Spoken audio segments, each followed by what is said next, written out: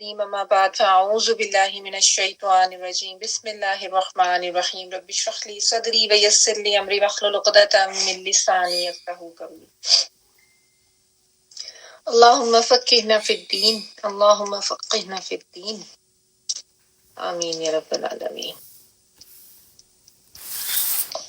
اللهم ارزقني التفكر وتدبر بما يتلوه لساني من كتابك والفهم له والمعرفة بمعنى والنظر في عجائبه والعمل بذلك ما بقيت إنك على كل شيء قدير.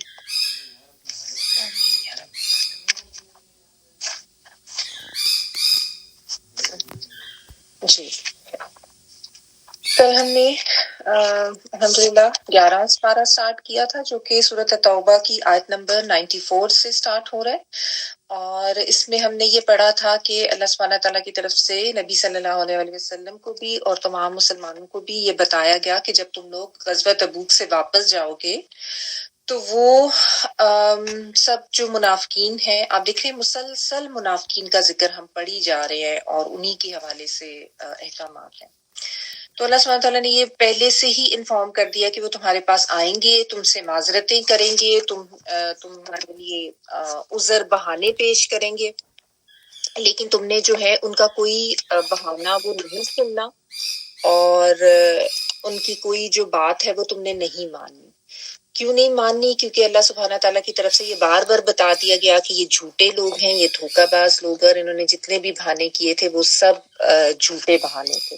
ٹھیک ہے، اور اللہ سبحانہ تعالیٰ نے یہ بھی کہا کہ تم ان کو بتا دینا کہ ہم تمہاری بات اس لیے نہیں مانیں گے کیونکہ ہمیں اللہ سبحانہ تعالیٰ کی طرف سے یہ خبر دے دی گئی ہے، تمہاری اصلیت بتا دی گئی ہے، تمہارا پول جو ہے وہ کھول دیا گیا. اور اب اللہ اور اس کا رسول صلی اللہ علیہ وسلم وہ یہ دیکھیں گے کہ تم لوگوں کا عمل کیسا ہے، یعنی اب اپنے عمل سے اپنے آپ کو سچا ثابت کرو گے تو پھر تمہاری بات مانی جائے گی جو تم مسلمان ہونے کا دعویٰ کرتے ہو، ورنہ نہیں. اور ورنہ یہ یاد رکھو کہ لوٹ کے تمہیں اسی رب کے پاس جانا ہے جو عالم الغیبی و شہادہ ہے، اور پھر تمہیں تمہارے تمام اعمال کی خبر دے دی جائے گی. پھر اللہ سبحانہ تعالیٰ نے یہ بھی بتایا کہ یہ خالی عذر نہیں پیش کریں گے، یہ تو قسمیں کھا کھا کے یقین دلانے کی کوشش کریں گے، اور یہی کرتے تھے اور ایسا ہی ہوا بھی. تو یہ کہا گیا کہ ان لوگوں سے اعراض ہی برتو تم، کیونکہ یہ گندے لوگ ہیں، یہ گندگی ہیں، اور ظاہر ہے جھوٹے منافق دھوکہ باز لوگ تو ایسے لوگ جو ہیں ان میں کوئی طہارت پاکیزگی تو نہیں ہوتی. تو ایک تو ان کے بارے میں یہ بتایا گیا اور ساتھ یہ کہا گیا کہ ایسے لوگوں کا ٹھکانہ تو جہنم ہے، اور یہ ان کے اپنے اعمال کا بدلہ ہے، یعنی جو اعمال وہ کرتے رہے ہیں نا اس کا بدلہ ہے یہ جو ان کو ملے گا آخرت میں. یعنی اللہ سبحانہ تعالیٰ کی طرف سے کسی کے اوپر کوئی ظلم نہیں کیا جاتا. اور پھر یہ بھی فرمایا اللہ تعالیٰ نے کہ وہ قسمیں کھائیں گے کہ تم ان سے راضی ہو جاؤ، کیونکہ ان لوگوں کا جو ایک مقصد تھا وہ یہی ہوتا تھا کہ لوگ جو ہیں وہ ان سے راضی رہے. اللہ کی رضا یا اللہ کے نبی صلی اللہ علیہ وآلہ وسلم کی رضامندی وہ ان کو کوئی مقصود نہیں ہوتی تھی. ان کو صرف یہ ہوتا تھا کہ لوگ نہ ناراض ہو جائیں، یعنی ہمارا جو کوئی دنیاوی فائدہ ہمیں لوگوں سے ملتا رہتا ہے کہیں وہ نہ ملنا بند ہو جائے، ان کو بس اس کی فکر ہوتی تھی. تو یہ اللہ تعالیٰ نے بتایا کہ یہ تو قسمیں کھا کھا کر تم سے یہ کہیں گے تاکہ تم ان کی بات مان لو، لیکن تم نے اگر ان کی بات مان کے یا ان سے تم راضی ہو بھی گئے تو بھی اللہ تعالیٰ کی طرف سے ان کے لیے کوئی معافی نہیں ہے، اللہ تعالیٰ نے ان سے کوئی راضی نہیں ہونا. ٹھیک ہے، کیونکہ یہ فاسق قوم ہے، یہ نافرمان قوم ہے، یہ حدود توڑنے والے ہیں. پھر اس کے بعد ہم نے پڑھا کہ جو عرابی بدوی لوگ تھے، یعنی یہ تو مدینہ کے اندر کے منافقین جن کا ذکر چل رہا تھا نا، جو بہت زیادہ جن کا انٹریکشن بھی تھا، لیکن اس کے علاوہ مدینہ کے باہر بھی منافقین تھے. ان کے بارے میں بھی اللہ سبحانہ تعالیٰ نے بتایا کہ جو باہر کے دیگر قبائل ہیں ان کا بھی معاملہ یہی ہے کہ بلکہ وہ تو کفر میں نفاق میں زیادہ شدید بھی ہیں اور وہ لا علمی میں بھی زیادہ آگے ہیں. یہ بھی اللہ تعالیٰ نے بتایا کہ ان کو نہیں، وہ زیادہ لا علم ہے اس چیز سے کہ کیا دین کے احکامات ہیں جو اللہ تعالیٰ نے نازل کیے ہیں، جو اس کے رسول پہ نازل ہوئے ہیں، اور ان کا بھی معاملہ یہی ہوگا. کیونکہ جو باہر کے جو قبائل وغیرہ تھے نا، یعنی مدینہ سے باہر کے، وہ زیادہ شدید کفر میں اور نفاق میں کیوں تھے؟ ان کا معاملہ یہ تھا کہ وہ ایک تو یہ کہ ظاہر ہے وہ ان کی کوئی تعلیم، کوئی تہذیب، کوئی اس طرح کا ان کا کوئی اخلاق نہیں تھا، نہ ان کی کوئی ایسی تربیت تھی. اور یہ ایک نیچرل سی بات ہوتی ہے نا کہ جو لوگ شہروں میں رہتے ہیں وہ زیادہ کلچرڈ ہوتے ہیں، اور کیونکہ ظاہر ہے تعلیم کے مواقع بہت ہوتے ہیں، تعلیمی مراکز ارد گرد بہت ہوتے ہیں، تو جو ایک تعلیم یافتہ انسان ہے اس میں نیچرلی تھوڑا سی آپ کہہ لیں کہ وہ زیادہ سویلائزڈ زیادہ ہوتے ہیں، ان کی بات چیت بھی، ان کی گفتگو بھی، ان کا اخلاق، ان کا اٹھنا بیٹھنا، زندگی کے طور طریقے، یہ فرق تو ہوتے ہیں نا بنسبت ان لوگوں کے جو کہ اس طرح کی آپ کہہ لیں کہ علمی فیسلٹیز جن کو اویلیبل نہیں ہوتی، یا جو شہروں سے دور ہوتے ہیں، ان کا لہجہ، ان کی گفتگو، اس میں ایک درستگی ہوتی ہے، ایک اکھڑ پن ہوتا ہے، اور بہت زیادہ آپ کہہ لیں کہ بات کرتے ہوئے بھی فری سٹائل ہوتے ہیں نا. تو بلکہ ایک نبی صلی اللہ علیہ وسلم کے ساتھ ایک واقعہ یہ بھی ملتا ہے، ایک کسی نے آ کے نا، کوئی اسی طرح کوئی بدوی عرابی تھا، اس نے آ کے دیکھا کہ یہ صحابہ کرام یا ایون نبی صلی اللہ علیہ وسلم بھی ان لوگوں میں جو نرمی ہے، بلکہ صحابہ کرام کو اس نے دیکھا کہ یہ بچوں کو جو ہے وہ بوسہ دے، جو اسپیسیفک بات ہے وہ اس حوالے سے کہ وہ اپنے بچوں کو بوسہ دے کے پیار کر رہے تھے. تو اس نے بڑی حیرت سے پوچھا کہ تم اپنے بچوں کو بوسہ دیتے ہو؟ ہم تو ایسا نہیں کرتے، بلکہ اس کی جس طریقے کی بات کی تو ہماری شان کے خلاف ہے. تو نبی صلی اللہ علیہ وسلم نے آگے سے فرمایا کہ اگر اللہ نے تمہارے دلوں سے رحم اور شفقت کا جذبہ نکال دیا تو اس میں میرا کیا اختیار ہے. یعنی یہ جو ہوتی نا ایک سائیکی، میں اسی آیت سے کنٹینیو کر رہی ہوں کیونکہ کچھ اور چیزیں بھی اس کے حوالے سے ابھی رہ گئی تھی. کیونکہ دیکھیں یہ بعض لوگوں کی سائیکی ہوتی ہے کہ شاید اگر انہوں نے بچوں کے ساتھ کوئی نرمی رکھی یا اپنی بیویوں کے ساتھ کوئی نرمی رکھی تو یہ شاید ان کی کمزوری کو ظاہر کرے گی. یہ ہوتی ہے عام، اس سے مراد صرف یہ گاؤں کے لوگ نہیں ہیں، مطلب شہری لوگوں میں بھی یہ ایک عام سائیکی ہوتی ہے. حالانکہ دیکھیں اکھڑ پن یا جس طریقے سے بد اخلاقی یا روڈ ہو کے رہنا، سخت مزاج ہونا، یہ کوئی خوبی نہیں ہے. یہ تو بلکہ ایسی چیزیں جو اللہ سبحانہ تعالیٰ کو ناپسند ہیں. ٹھیک ہے نا.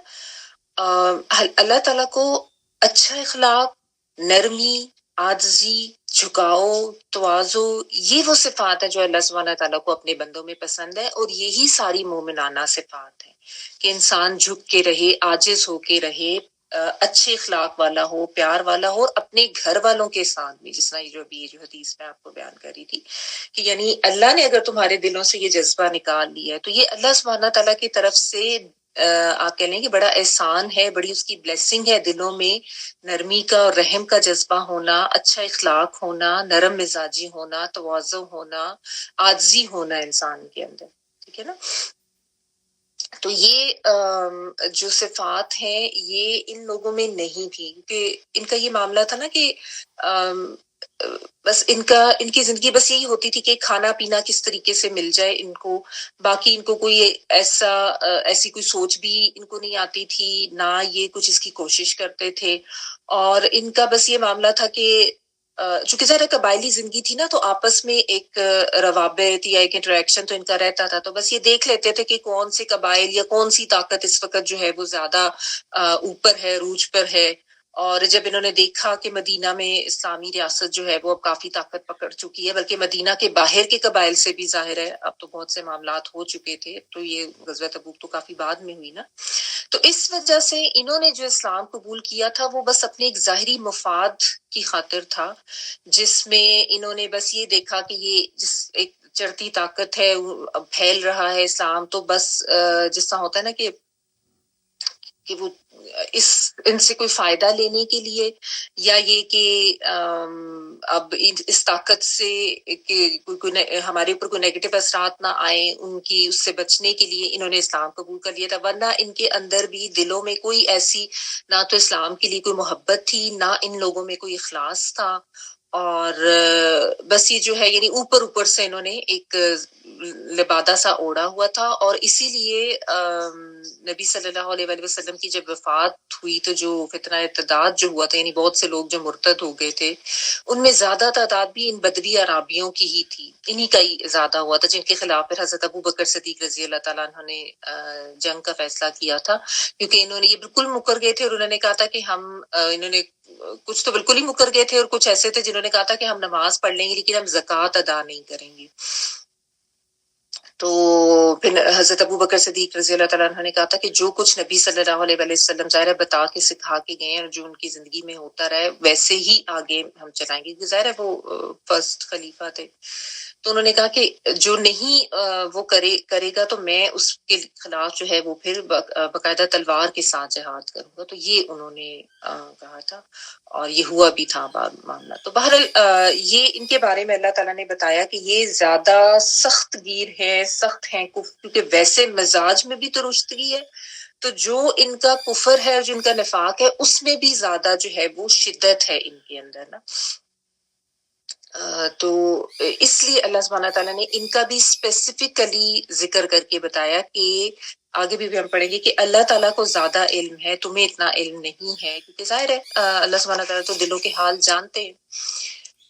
تو اس میں ہمارے لیے بس یہ ہے کہ ہم اپنا تھوڑا جائزہ لے سکتے ہیں کہ ہمارا مزاج اور ہماری گفتگو اور ہماری سوچ کا انداز، اس میں کوئی نرمی، کوئی جھکاؤ، کوئی تواضع ہے، کوئی عاجزی ہے ہمارے اندر، اور اس کا بھی طریقہ یہی ہے کہ انسان یہ دیکھ لے، اسپیشلی جب اللہ تعالیٰ کے احکامات آتے ہیں تو اس میں عمل کرتے ہوئے ہمارا رویہ یا ہمارا عمل کیا ہوتا ہے۔ کیا ہم فوراً اکڑ جاتے ہیں کہ نہیں میں تو یہ نہیں کر سکتا، یا اس میں اپنی انا یا اپنا نفس یا اپنی خواہشات، یہ چیزیں تو نہیں ہمارے آڑے آ جاتی؟ یہ چیزیں ہمیں تھوڑی سی جو ہے نا سمجھنے کی اور اپنے اوپر غور کرنے کی ضرورت ہے۔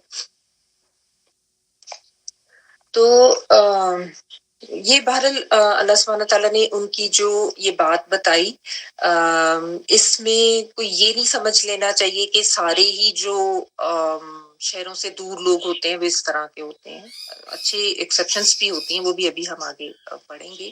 یہ بہرحال ایک کیونکہ دیکھیں قرآن مجید میں جب بات ہوتی ہے نا تو ایک جنرلائز کر کے بات کی جاتی ہے، بالعموم جو ایک طریقہ کار لوگوں کا ہوتا ہے یا جو بالعموم ایک رویہ ہوتا ہے اس کو اس کے حوالے سے بات کی جاتی ہے، اور پھر جو ایکسیپشنز ہوتی ہیں اللہ سبحانہ تعالیٰ ہمیشہ ان کا ذکر بھی کرتے ہیں، ٹھیک ہے۔ تو بہرحال چونکہ یہ کہ انسان اپنے ماحول کا اثر قبول کرتا ہے، تو اس چیز کو یہاں پہ تھوڑا سا مینشن کیا گیا کہ اس حوالے سے ہے، اور ہمارے لیے بھی یہ کہ ہم اس لحاظ سے تھوڑا سا محتاط ہو کے رہیں کہ ہم دیکھیں کہ ہمارا ماحول کیسا ہے، ہمارے بچوں کا ماحول کیسا ہے نا، کیونکہ آپ دیکھیں نا بچے بھی اگر ایسی کمپنی میں رہیں گے جو روڈ ہوگی یا جو اکھڑ پن ہوگا جن میں، یا جو غلط کاموں میں ملوث ہوں گے، تو ظاہر ہے بچوں کے اوپر بھی اس چیز کا اثر ہو جاتا ہے، اور پیرنٹس بھی جن کے اس طریقے کے سخت مزاج ہوتے ہیں تو وہ بھی بالعموم یہ ہوتا ہے کہ بچوں میں بھی جو ہے وہ ایک خوش اخلاقی اس طریقے سے نہیں آتی، یا اگر پیرنٹس جو ہیں وہ نفرت کرنے والے ہیں تو وہ بچوں کے اندر لامحالہ وہی چیز شفٹ کر رہے ہوتے ہیں، بچے بھی وہی سیکھ رہے ہوتے ہیں، تو یہ ایک نیچرل سی بات ہے نا۔ تو بہرحال ہمیں اپنے مزاج کو، اپنے اخلاق کو دیکھنے کی ضرورت ہے کہ اس میں نرمی لانے کی ضرورت ہے، بلا وجہ اونچا اونچا چیخنا، شاؤٹ کرنا، مس بہیو کرنا، یہ اچھا اخلاق نہیں ہے، ٹھیک ہے نا، اور اس سے ہمیں دور رہنا ہے، اور جس میں اگر کوئی یہ ایسی عادت ہے تو اس کو بھی اپنے آپ کو ٹھیک کرنے کی ضرورت ہے۔ اور جب آپ دین سے جڑتے ہیں نا، دین کے احکامات جب آپ پڑھتے ہیں، قرآن کو سمجھ کے پڑھتے ہیں، تو یہ چیزیں جو ہے نا انسان کو زیادہ اچھی طرح سے سمجھ بھی آتی ہیں اور انسان ان کو زیادہ اچھی طرح سے اپنا بھی لیتے ہیں، ٹھیک ہے؟ کیونکہ علم جو ہے نا، علم وہ انسان کو ایک شعور دیتا ہے، عام دنیاوی علم بھی دیتا ہے، یعنی ظاہر ہے آپ جب ایک دینی کسی بھی علمی مرکز سے جب آپ جڑ جاتے ہیں نا تو آپ بہت زیادہ پالش ہوتے ہیں، ظاہر ہے آپ کی بہت سی عادات اور اخلاق اور اطوار جو ہیں ان میں ایک نکھار آتا ہے، اس کو ظاہر ایک بہتری اس میں آ جاتی ہے نا۔ تو یہ بھی ایک بنیادی فرق ہے جو شہری اس میں لوگوں میں یا عام لوگوں میں ہوتا ہے۔ ایک شائستگی، ایک نرمی اور ایک مور سویلائزڈ ہونا چاہیے.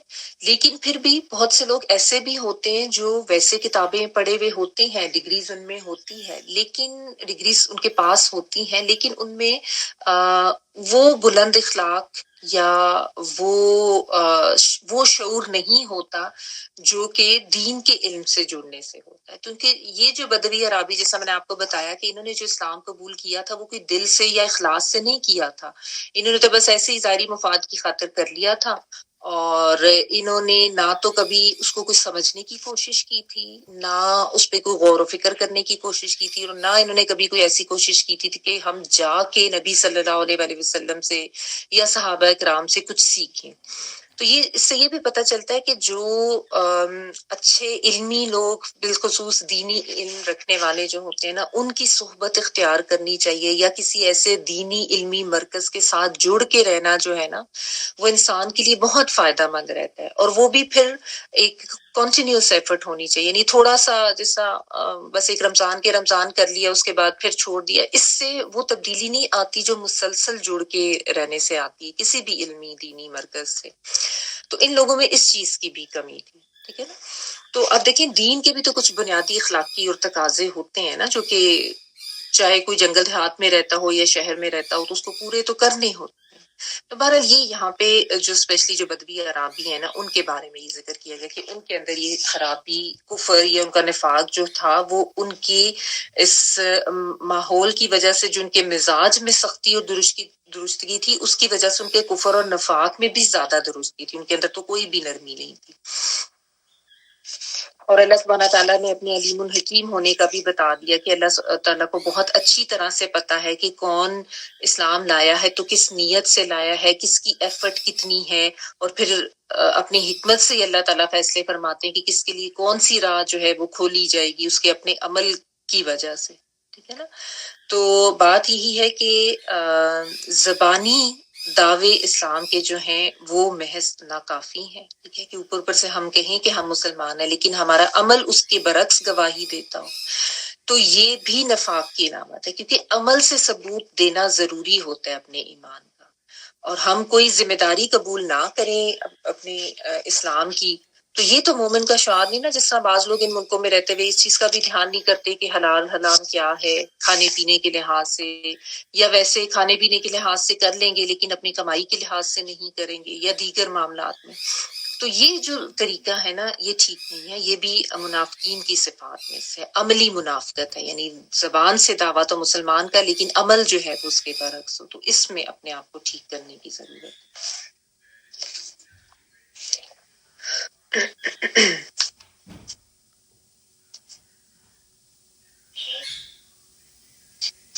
وَمِنَ الْأَعْرَابِ آیت نمبر 99 پڑھی. وَمِنَ الْأَعْرَابِ مَن يَتَّخِذُ مَا يُنْفِقُ مَغْرَمًا وَيَتَرَبَّصُ بِكُمُ الدَّوَائِرَ عَلَيْهِمْ دَائِرَةُ السَّوْءِ وَاللَّهُ سَمِيعٌ عَلِيمٌ. ان دیہاتیوں میں سے کچھ ایسے بھی ہیں جو اللہ کی راہ میں خرچ کریں تو اسے تاوان سمجھتے ہیں، اور تمہارے معاملے میں گردش زمانہ کے منتظر ہیں، حالانکہ بری گردش انہی پر مسلط ہوگی، اور اللہ تعالیٰ سب کچھ سننے والا اور جاننے والا ہے.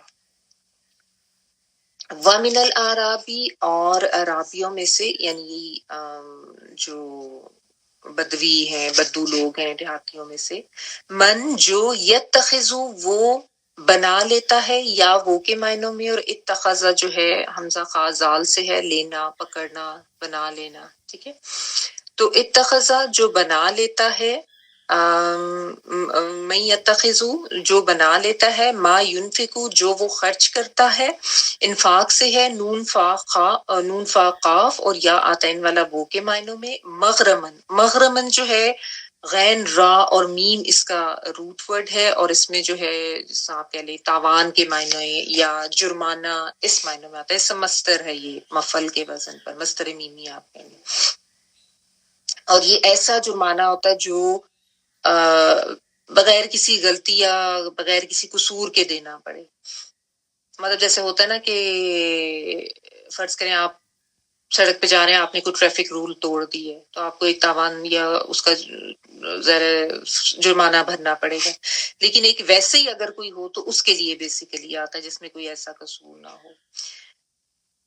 وَيَتَرَبَّصُ اور وہ انتظار کرتا ہے. را با اور سواد جو ہے یہ انتظار کرنا, ویٹ کرنا یا نظر رکھنا کوئی ایسی, تو یا جو ہے وہ کے معنوں میں ہے. ٹھیک ہے, تو تا جو ہے وہ باپ کی آ رہی ہے. مغرم و یتربص جرمانہ, تاوان اور انتظار کرتا ہے. بکم تمہارے بارے میں, یعنی مسلمانوں کے لیے. الدوائر, دوائر جو ہے یہ دورت ان کی جمع ہے. دائرہ بھی اسی سے ہوتا ہے, سرکل جو ہم کہتے ہیں نا, تو دور کا ورڈ بھی اسی سے ہے.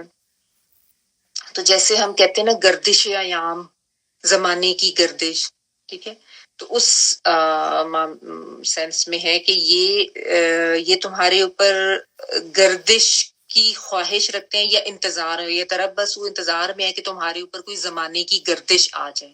ٹھیک ہے, علیہم اوپر ان کے, علی اور ہم سے اوپر ان کے ہے. دائرۃ السوء, دائرہ کہتے ہیں یہی ورڈ جو بھی میں نے بتایا, تو یہ بیسیکلی جو ہے نا کوئی مصیبت کے معنوں میں یا آ سکتا ہے. جیسے کہتے ہیں نا زمانے کی گردش ایسے ہوئی, کیونکہ زمانہ جو ہے اس کی بھی, یعنی جو بھی حالات ہوتے ہیں اس سے انسان متاثر ہوتا ہے نا. ٹھیک ہے نا, تو یہ دائرۃ السوء, سو جو ہے وہ آپ کو پتہ ہے, سو جو ہے وہ برائی کے لیے آتا ہے, سین واہ حمزہ, تو بری گردش یا کوئی بری مصیبت. تو ان کی خواہش یہ ہوتی تھی اور یہ اس انتظار میں رہتے تھے کہ کوئی بری گردش جو ہے وہ مسلمانوں کے اوپر آ جائے, کہ مصیبت ان کے اوپر آ جائے. واللہ, اور اللہ تعالیٰ, سمیع خوب سننے والا ہے, علیم خوب جاننے والا ہے. اچھا, تو اللہ سبحانہ تعالیٰ نے یہ یہاں پہ بتایا کہ ان عرابیوں میں سے کچھ ایسے بھی ہیں جو کہ جو بھی ان کو جب خرچ کرنے کا کہا جاتا ہے نا, تو ان کو یہ اپنے اوپر بہت بڑی مصیبت اور بہت بڑی مشکل لگ جاتی ہے, اور ایسے لگ جاتا ہے کہ جیسے ان کو کوئی بغیر وجہ کے ان کے اوپر کوئی تاوان ڈال دیا گیا ہے, یا ان کے اوپر جو ہے وہ کوئی جرمانہ ڈال دیا گیا ہے. تو اس لیے ان کا دل بہت ہی چھوٹا پڑ جاتا ہے ایسے معاملات میں. یعنی جب ان کو صدقہ خیرات کا کہا جاتا ہے, یا جب ان سے زکوٰۃ کی وصولی کی جاتی ہے, اور ان کو بتایا جاتا ہے کہ بھئی, کیونکہ ظاہر ہے جو بھی مسلمان ہونے کا دعویٰ کرتا تھا اس سے پھر زکوٰۃ کی وصولی تو ہوتی تھی, ہے نا. تو یہ اللہ سبحانہ تعالیٰ نے بتایا کہ یہ ان کو جب خرچ کرنے کا کہا جاتا ہے تو انتہائی ناگواری سے خرچ کرتے ہیں, اور ان کو بڑی مصیبت پڑ جاتی ہے, بڑے چاروں ناچار یہ اس طرف آتے ہیں. کیونکہ یہ وہی بات ہے نا کہ جس کے دل میں اخلاص نہیں ہے اور جس نے مجبوری کا اسلام اپنایا ہوا ہے, تو اس کو ایسا کوئی کانسیپٹ ہی نہیں ہے کہ یہ انفاق کرنا اس کے لیے کیوں ضروری ہے, یا اس سے اس کو کیا فائدہ ہوگا. ٹھیک ہے نا, تو ظاہر ہے جس کو اس چیز کا احساس ہی نہیں ہے کہ اس کا فائدہ کیا ہے صدقہ خیرات کا یا زکوٰۃ کا, تو اس کو تو یہ چیز مصیبت ہی لگنی ہے نا. تو اس سے یہ پتہ چلتا ہے کہ دین کا فہم ہونا کتنا ضروری ہے, دین کے احکامات کے بارے میں علم ہونا کتنا ضروری ہے, تبھی انسان اس چیز پر عمل کر سکتا ہے نا. یعنی بہت سے احکامات کے اوپر جب کوئی بہت سے مسلمان عمل نہیں کر رہے ہوتے یا ان کو عمل کرنا مشکل لگ رہا ہوتا ہے نا, تو اس کی ایک سب سے بڑی وجہ یہی ہوتی ہے کہ اس دین کے حکم کی جو اہمیت ہے نا اس کو وہ نہیں سمجھ رہے ہوتے ہیں. یعنی جو اس کو کرنے سے جو فائدہ ہے, یا جو ایسنس, جو روح ہے نا اس حکم کی, اس کا جب فہم نہیں ہوگا, جب اس کا شعور نہیں ہوگا, تو ظاہر ہے اس کو انسان کرتے ہوئے کترائے گا. آپ دیکھیں بچوں کو بہت سی چیزیں ہم سمجھاتے ہیں نا, تو بچے بعض دفعہ اس سے دور بھاگ رہے ہوتے ہیں. آپ ان کو کہ نماز پڑھ لو, نماز پڑھ لو, آپ نے ان کو نہیں سکھایا کہ نماز کیوں پڑھنی ہے, آپ نے ان کو ریزن نہیں سمجھائی, آپ نے ان کو نماز کا ترجمہ بھی نہیں سمجھایا, آپ نے ان کو اس نماز کا مقصد نہیں سمجھایا, آپ نے جو ان کا خالق ہے, مالک ہے, اس کے بارے میں نہیں کبھی بتایا کہ وہ چونکہ خالق ہے, وہ مالک ہے, تو اس کے سامنے جھکنا ضروری ہے. آپ نے ان کو نہیں بتایا کہ دن کے ہر کچھ گھنٹوں کے بعد ہمیں اللہ تعالیٰ کے سامنے اس لیے جھکنا اور حاضر ہونے کہ ہمیں یہ یاد رہے کہ باقی کے گھنٹے بھی ہم نے اللہ تعالیٰ کی بندگی میں ہی گزارنے. تو جب ایسا فہم و شعور آپ نہیں دیں گے اور بس زبانی کہتے رہیں گے نماز پڑھ لو، تو بچوں میں کے عمل میں وہ چیز یا تو آئے گی نہیں، یا اگر آئے گی تو وہ بھی اس کو یہ مغرمن والی ہی بات سمجھے گے نا کہ کیا ایسی کوئی خامخواہ کا ایک ہمارے اوپر مصیبت ڈالی ہوئی ہے، اس کو تاوان یا جرمانہ ٹائپ ہی سمجھیں گے، ٹھیک ہے نا، کیونکہ اندر کوئی شعور نہیں ہے نا۔ تو ان کا بھی یہی معاملہ تھا، چونکہ انہوں نے کوئی شعوری ایمان تو نہیں اپنایا ہوا تھا، یہ تو بس ایسے ہی لوگوں کی دیکھا دیکھی اور امپریس ہو کے طاقت سے، تو یہ تو انہوں نے اسلام قبول کر لیا ہوا تھا، باقی ان کی کوئی ایسی کوئی ایسوسیشن تو تھی نہیں، نہ کوئی ایسی نیتیں تھیں۔ تو اس لیے جب ان کو صدقہ خیرات کا کہا جاتا، زکوٰۃ کا کہا جاتا، تو چونکہ ان کو کوئی علم شعور نہیں تھا اور اس کی طرف یہ آتے بھی نہیں تھے کہ سیکھیں دین کے لیے، کیونکہ دین کے لیے کوئی ان کی کوئی سوچ ہی نہیں تھی، کوئی ایسی نیت ہی نہیں تھی دین کو سیکھنے کی۔ تو یہی بات ہے کہ ہم اپنے آپ کو بھی چیک کریں کہ دین کا کون سا حکم ہے جس پہ عمل کرنا مجھے مشکل لگتا ہے، اور وہ مشکل کیوں لگتا ہے؟ کیا ایسا تو نہیں کہ مجھے اس کا فہم ہی نہیں ہے، مجھے اس کا شعور ہی نہیں ہے کہ دین کے اس حکم کو کرنے سے مجھے کیا فائدہ ہوگا، اور یہ کیوں حکم دیا گیا؟ اول تو دیکھیں، جو ایک خالص سچا مومن ہوتا ہے نا، جب وہ یہ سوچ اپنا لینا کہ اللہ تعالیٰ کا ہر حکم ماننے میں میری بھلائی اور میرے لیے خیر ہے، چاہے وہ مجھے حکم نہ بھی سمجھ آ رہا ہو، جب یہ انسان کی سوچ ہو جاتی ہے نا، تو پھر تو اس کو کچھ بھی اللہ کے حکم کے مطابق کرنا مشکل نہیں لگتا۔ لیکن جس کی یہ سوچ نہیں ہوتی اور پھر اس کو کوئی فہم و شعور بھی نہیں ہوتا، تو وہ اسی کنفیوژن میں رہتا ہے کہ مطلب یہ میں نہیں کروں گا کیونکہ یہ میں نہیں کر سکتا، یا یہ میرے لیے مشکل ہے، اس کو آج کل کے دور میں تو نہیں اپنایا جا سکتا، اس طرح کی تعویلیں دیتا رہتا ہے انسان۔ تو بہرحال اس پہ ہم اپنے آپ کو چیک کریں کہ ہم کتنا ولنگ ہوتے ہیں جب بھی دین کا کوئی حکم ہمارے سامنے آتا ہے، تو کیا ہماری بھی تو ایسی فیلنگ نہیں ہوتی کہ وہ ہمیں مغرمن لگ رہا ہوتا ہے کہ یہ کیا بلا وجہ کا جرمانہ ہمارے اوپر، یہ کیا دین کا حکم ہے، خامخواہ کا تاوان ہمارے اوپر ہے۔ تو ان کی ایک تو ان کا یہ معاملہ تھا، دوسرا ان کا یہ معاملہ تھا کہ یہ اس انتظار میں رہتے تھے کہ مسلمانوں پہ کوئی مصیبت آ پڑے، کوئی گردش زمانہ سے ان کا واسطہ پڑے، تاکہ یہ جو ہیں دنیا سے یا تو یہ چلے جائیں، یا یہ جو اسلام جو اتنی بڑی طاقت بن رہا ہے نا، اسلام کی یہ طاقت جو ہے یہ ختم ہو جائے، اور ان کے اوپر جو یہ پابندیاں آ گئی ہیں نا دین کی اپنا لینے کی وجہ سے، اس سے ان کو چھوٹ مل جائے، اس وجہ سے یہ اس انتظار میں رہتے تھے کہ کوئی مصیبت مسلمانوں کے اوپر آ جائے۔ تو اللہ سبحانہ تعالیٰ نے کہا کہ یہ جس بری گردش زمانہ کے انتظار میں رہتے نا کہ مسلمانوں کے اوپر آئے گی، وہ خود انہی کے اوپر آئے گی، یعنی ان کا اپنا ہی معاملہ برا ہوگا دنیاوی لحاظ سے بھی، اور اگر اسی کفر و نفاق پہ ان کی موت ہوگی تو آخرت کے لحاظ سے بھی ظاہر ہے ان کے ساتھ معاملہ برا ہی ہوگا۔ اور اب آپ یہ دیکھیں نا، یہ جو جتنی ابھی ہم نے جب ابھی تک آیات پڑھی، اس میں کتنی رسوائی ہے منافقین کی دنیاوی لحاظ سے، یعنی ان کا کتنا برا بھانڈا پھوڑا گیا اور پول کھولا گیا۔ تو یہ اس سے زیادہ مصیبت اور کیا ہوگی ان کے لیے؟ پھر ان کی اپنی اولادیں بھی ان کے خلاف ہوئی، تو کچھ بھی ان کو دنیا میں جو ہے وہ فائدہ نہیں آیا۔ اور تو اللہ سبحانہ تعالیٰ نے کہا کہ یہ انہی کے اوپر بری گردش آئے گی، اور اللہ تعالیٰ تو خوب سننے والے ہیں اور خوب علم رکھنے والے ہیں۔ یہ سمیع علیم کی یہاں پہ صفات آئی ہیں کہ اللہ تعالیٰ کو بہت اچھی طرح سے یہ علم ہے کہ یہ کیا پلاننگز کرتے ہیں، یا یہ کس طرح کی باتیں مسلمانوں کے خلاف کرتے ہیں، اور ان کی سوچیں کیا ہیں، کہ یہ اس انتظار میں رہتے ہیں کہ کب ان کا زوال ہو جائے، کب اسلام جو ہے اس کی طاقت ختم ہو جائے۔ تو اللہ تعالیٰ سننے والے بھی خوب ہیں، اور علم بھی خوب اچھی طرح سے رکھتے ہیں، ٹھیک ہے، کہ ان کا مقصد جو ہے محض اپنا ذاتی مفاد ہے، اسی کے لیے یہ اسلام لائے ہوئے ہیں، اور اسی وجہ سے یہ فرائض سے بھاگتے ہیں۔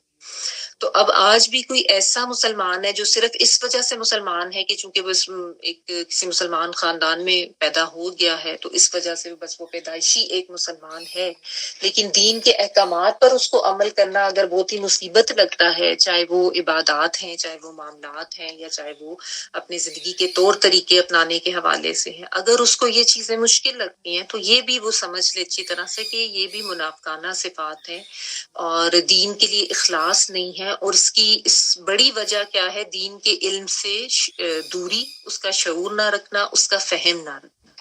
ٹھیک ہے، کیونکہ ظاہر ہے دین کے علم کا جب فہم ہوگا نا اچھی طرح سے اور شعور ہوگا تو اس میں تو پھر انسان دین کے احکامات سے دور رہ نہیں سکتا. تو یہ چیز ہے یہاں پہ. ٹھیک ہے، تو بس اپنے آپ کو ہم نے اس طرح سے ضرور چیک کرنا ہے. اور جو ایک بحیثیت مسلمان ہمارے اوپر ذمہ داریاں آتی ہیں، فرائض آتے ہیں، ان کو ہم نے قبول کرنا ہے. ٹھیک ہے، کیونکہ ذمہ داریوں سے بھاگنا جو ہے یہ مومن کا شعار نہیں ہو سکتا.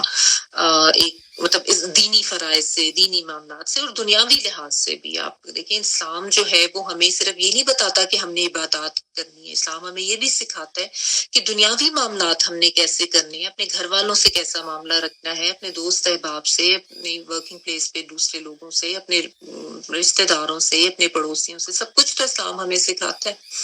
اور جب آپ دین کا علم حاصل کرتے ہیں تو آپ کو ہر طرح کا علم حاصل ہو جاتا ہے اور ہر طرح سے آپ میں نکھار اور بہتری آتی ہے. تو بہرحال یہ ان کا جو معاملہ تھا اللہ سبحانہ تعالیٰ نے اس کو بھی بیان کیا. لیکن وہی جو میں آپ کو بات کر رہی تھی کہ ہمیشہ بات جو ہے نا قرآن مجید میں بیلنس وے میں کی جاتی ہے. جو اچھے لوگ ہوتے ہیں ان کی تعریف بھی کی جاتی ہے اور جو ایکسیپشنز ہوتی ہیں ان کا بھی ذکر کیا جاتا ہے. ایون آپ دیکھیں جب ہم اہل کتاب کے حوالے سے پڑھتے ہیں تو ان میں بھی جو اچھے لوگ ہیں اللہ سبحانہ تعالیٰ ان کا بھی ذکر ضرور کر کے ان کو بھی مینشن کرتے ہیں کہ سب لوگ جو ہیں وہ ایک جیسے نہیں ہوتے.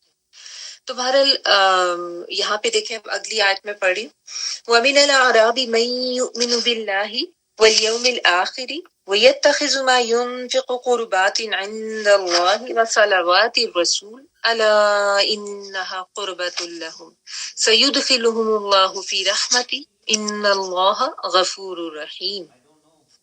اور کچھ عرابی ایسے بھی ہیں جو اللہ اور آخرت کے دن پر ایمان رکھتے ہیں اور جو کچھ خرچ کرتے ہیں اسے اللہ کے قرب اور دعائے رسول کا ذریعہ سمجھتے ہیں. جان لو یہ واقعی ان کے لیے اللہ کے قرب کا ذریعہ ہے. جلد ہی اللہ تعالیٰ انہیں اپنی رحمت میں داخل کرے گا اور اللہ تعالیٰ یقیناً معاف کرنے والا اور رحم کرنے والا ہے. وَمِنَ الْأَعْرَابِ اور بدوی عرابیوں میں سے یا بدوی عربوں میں سے من یؤمنو جو ایمان رکھتا ہے. من جو اور یؤمنو میں یا جو ہے شروع میں وہ کے معنوں میں ہے اور حمزہ میم نون ایمان لانا. ٹھیک ہے، باللہ یہ میں نے آپ کو کل بھی بتایا تھا نا کہ آمنا بھی جب آ جاتا ہے تو وہ ایمان لانے کے لیے ہوتا ہے، یعنی جیسا اللہ رسول پر ایمان لانا. تو یہاں پہ آپ دیکھیں باللہ کا ورڈ آ گیا نا، تو اللہ سبحانہ تعالیٰ پر ایمان لانا، والیوم الآخری اور آخرت کے دن پر ایمان لانا، وَيَتَّخِذُ اور وہ بنا لیتا ہے یا وہ کے معنوں میں اتخذا کا روٹ حمزہ خازال ہے بنا لینا. ماں جو ينفقو وہ خرچ کرتا ہے، نون فا اور قاف خرچ کرنا یا وہ کے معنوں میں ہے. قرباتن قربت کا ذریعہ، قاف را اور با نزدیک ہونا، قریب ہونا. عند اللہ اللہ کے پاس. ٹھیک ہے، یعنی اللہ کی قربت کا ذریعہ اس چیز کو جو بھی وہ خرچ کرتا ہے. عند اللہ اللہ کے نزدیک، والصلواتی اور دعاؤں کا ذریعہ. یہ جو صاد لام اور واو ہے نا اس کا مطلب دعا بھی ہوتا ہے اور اس کا مطلب نماز بھی ہوتا ہے. ٹھیک ہے، تو یہاں پہ یہ دعا کے معنوں میں ہے. رحمت کے معنوں میں بھی ویسے ہی آتا ہے لیکن یہاں پہ دعاؤں کا معنی ہے. وصلوات رسولی رسول یعنی نبی صلی اللہ علیہ وآلہ وسلم کی طرف سے دعاؤں کا ذریعہ. اللہ خبردار یا جان لو، انہا بے شک وہ یعنی وہ جو ان کا صدقہ خیرات ہے، قربتن قربت کا ذریعہ ہے، لہم لیے ان کی. سیدخلہم اللہ ان قریب وہ داخل کرے گا ان کو اللہ سبحانہ تعالیٰ. ان قریب کے معنوں میں آتا ہے، یا آتا ان والا وہ کے معنوں میں، دال خا اور لام اس کا روٹ ورڈ ہے اور ہم پلورل کے لیے آتا ہے ان کے لیے. ان قریب داخل کرے گا ان کو اللہ تعالیٰ فی رحمتہ اپنی رحمت میں. ان اللہ بے شک اللہ تعالیٰ غفور الرحیم بہت زیادہ بخشنے والا اور بہت زیادہ رحم کرنے والا. غفور فعول کے وزن پہ مبالغے کا صیغہ ہے، رحیم فعیل کے وزن پر مبالغے کا صیغہ. ٹھیک ہے، مبالغے کے صیغے ہوتے ہیں جس میں شدت کا مفہوم ہوتا ہے، یعنی بہت بخشنے والا ہے، بار بار رحم کرنے والے، بہت زیادہ رحم کرنے والے، اس طرح سے. تو اب دیکھیں سب لوگ ایک جیسے نہیں ہوتے نا، ٹھیک ہے. تو اللہ سبحانہ تعالیٰ نے کہا کہ ان عرابی بدویوں میں سے بھی ایسے ہیں جو کہ اللہ پر ایمان رکھتے ہیں، جو یوم آخرت پر ایمان رکھتے ہیں، یعنی جو واقعی خالص سچے مومن ہیں، اچھے پکے مسلمان ہیں. یعنی کچھ لوگ ایسے بھی تھے بیچ میں جن کے اندر ایمان تھا اور وہ اس ایمان کے دعوے کو سچا ثابت کرنے کے لیے اپنے عمل سے بھی اس کا اظہار کرتے تھے، ہے نا. یعنی وہ اللہ پر بھی ایمان لاتے، یوم آخرت پر بھی ایمان لاتے. ان کو پتا تھا، ان کو اس چیز کا یقین تھا کہ آخرت کے دن جو ہے سب نے حاضر ہونے ہیں، اور خالص یعنی ایمان تھا ان کا. تو اب ان کا ذکر کر رہے ہیں اللہ سبحانہ تعالیٰ. تو فرمایا کہ یعنی ان کو چونکہ یہ بات اچھی طرح سے سمجھ آ گئی تھی، وہ خالص لوگ تھے، مخلص تھے دین کے لیے بھی اور مسلمانوں کے لیے بھی. تو ان کو جب خرچ کرنے کا کہا جاتا ہے، کیونکہ بات پیچھے خرچ کرنے کی ہو رہی تھی نا جو پچھلی آیت میں تھا، ما ينفق مغرما، یعنی جو منافق لوگ ہوتے ہیں ان کو دین کے راہ میں یا دین کے احکامات کے مطابق صدقہ خیرات یا زکوٰۃ دینا یا خرچ کرنا جو ہے وہ اپنے لیے ایک مصیبت لگ رہا ہوتا ہے. لیکن جو خالص ایمان والے ہوتے ہیں وہ جب خرچ کرتے ہیں تو ان کا نظریہ کیا ہوتا ہے وہ یہاں پہ بیان کیا گیا ہے کہ ان کو پتا ہوتا ہے کہ اگر وہ انفاق کریں گے، وہ صدقہ خیرات کریں گے تو یہ اللہ کی قربت کا ذریعہ بھی بنے گا اور نبی صلی اللہ علیہ وآلہ وسلم سے دعائیں لینے کا ذریعہ بھی ان کے لیے بنے گا. کیونکہ اللہ سبحانہ تعالیٰ کی طرف سے نبی صلی اللہ علیہ وآلہ وسلم کو یہ حکم تھا کہ جب بھی کوئی ان کے پاس آتا اور آ کے صدقہ خیرات کرتا یا زکوٰۃ کی ادائیگی کرتا تو آپ نے ان کے لیے دعا کرنی ہوتی تھی. آپ اللہ سبحانہ تعالیٰ کی طرف سے آپ کو کہا گیا تھا اور آپ کرتے تھے دعائیں. تو اللہ سبحانہ تعالیٰ نے بتایا کہ یہ لوگ ایسے ہیں جن میں حالانکہ یہ بھی مدینہ سے باہر کے بدوی لوگ ہی ہیں، لیکن وہی بات ہے کہ سب لوگ ایک جیسے تو نہیں ہوتے. ہم یہ نہیں کہہ سکتے کہ چونکہ یہ گاؤں میں رہتا ہے تو بس یہ خراب ہی ہے یا اس کی مزاج میں درستگی ہی ہوگی، ایسا نہیں ہے. بہت سے ایسے لوگ ہیں جو اپنے جن کے اندر نرمی اور عاجزی تواضع بھی ہوتی ہے، جو دین ایمان پر قائم رہتے ہیں اور اپنی کوشش بھی کرتے رہتے ہیں اپنے آپ کو مزید امپروو کرنے کی. تو ایسے بھی ایکسیپشنز ہوتی ہیں. تو اللہ سبحانہ تعالیٰ نے ان کا ذکر بھی ساتھ کیا اور یہ بھی کہ وہ ہوتی رہتی ہیں نا.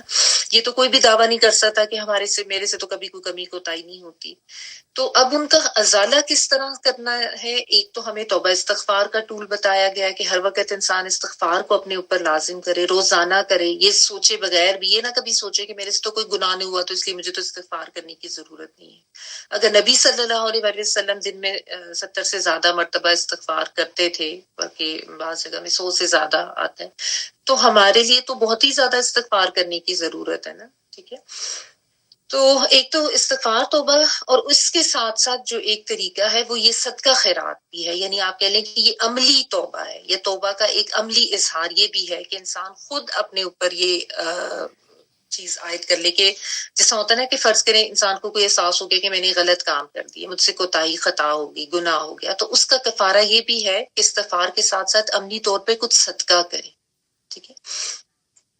تو یہ اور بلکہ کبھی ایسا بھی ہو رہا نا، جیسے کبھی ایسا لگ رہا ہو کہ پتہ نہیں جیسے کوئی ڈپریشن ہے یا زندگی میں کوئی ایسی پرابلمس ہیں، ٹھیک نہیں ہو رہی، معاملات حل نہیں ہو رہے، یا جیسے کبھی ایسے انسان کو یہ احساس ہونے لگ جاتا ہے کہ کہیں اللہ تعالیٰ ناراض تو نہیں ہو گئے میرے سے، یا کوئی ایسی کوئی کوتاہی میرے سے تو نہیں ہوگی. تو اس وقت بھی نا اگر نہیں دل کو سکون آ رہا تو صدقہ خیرات کیا کریں.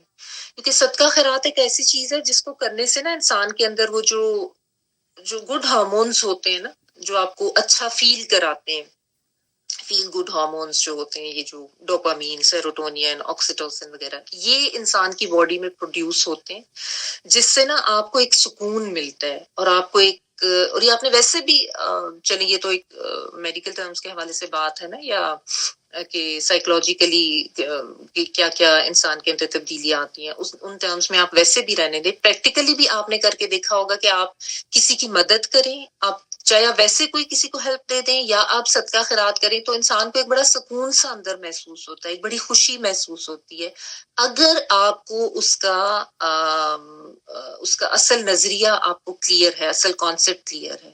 ورنہ جو ان دونوں آیات میں جو فرق بتایا گیا ہے نا، وہ ایک منافق کے خرچ کرنے کا معاملہ اور ایک مومن کے خرچ کرنے کا معاملہ بتایا گیا. کہ منافق جو ہے اس کو اللہ کی راہ میں صدقہ خیرات یا زکوٰۃ دینا جو ہے وہ بہت زیادہ مشکل اور مصیبت لگ رہا ہوتا ہے، اس کو بہت ناخوش ہو رہا ہوتا ہے، ایسے کرنے سے اس کو تکلیف ہو رہی ہوتی ہے، جبکہ جو خالص سچا اللہ اور یوم آخرت پر ایمان رکھنے والا مومن ہے اس کو اس چیز میں بہت خوشی محسوس ہوتی ہے، اور وہ یہ سمجھتا ہے اس چیز کو کہ میں اگر اللہ کی راہ میں خرچ کروں گا تو مجھے اللہ کا بھی قرب ملے گا اور مجھے نبی صلی اللہ علیہ وآلہ وسلم کی دعائیں بھی ملیں گی، اور یہ چیز اس کے لیے بہت زیادہ اہم ہوتی ہے۔ تو اللہ تعالیٰ نے کہا کہ واقعی یہ ان کے لیے قربت کا ذریعہ ہے۔